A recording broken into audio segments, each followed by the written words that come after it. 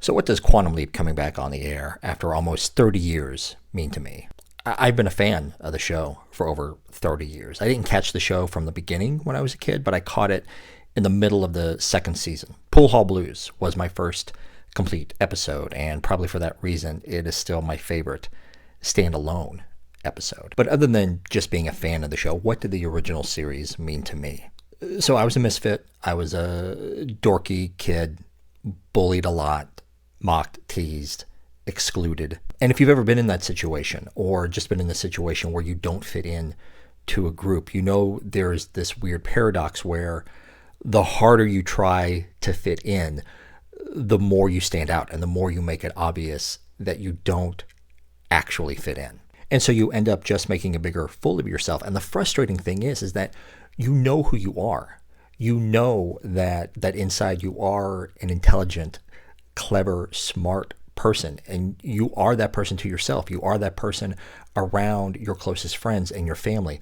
But whenever you're out in public or when you are with this certain group, you can't access that person until eventually you figure out that the way to succeed, whatever that means, the way to get through the situation is to just be yourself and to access the person you are and the skills that you have. And when you think about it, that is actually the plot of most episodes of Quantum Leap.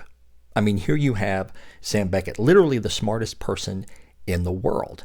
But in every single episode, the first half, the first 3/4 of it, he just makes a fool of himself over and over and over again because he doesn't fit in and he doesn't know what to do. Until eventually, through the help of Al and Ziggy, he figures out the part of himself to access and the skills that he needs to do whatever needs to be accomplished in that leap. And me, being the misfit who is constantly misunderstood, constantly making a fool out of myself, that's the story that I needed to see every week. Now, obviously, I didn't consciously pick up on this when I was a kid, but subconsciously, I think that I did. I don't know whether all of that is going to carry on into the themes of this new series that's upcoming. But given everything that I've seen so far, given how much I know that the creators behind the scenes, how much they love the old series, I can't help but think that it is. And I've said this before a bunch of times on our podcast. The thing that I am most excited for is I'm excited for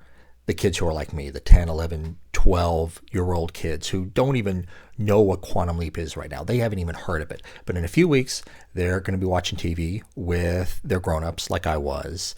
They're going to stumble across this show, and they're going to have a show that they are going to love for years to come, and they don't even know it yet.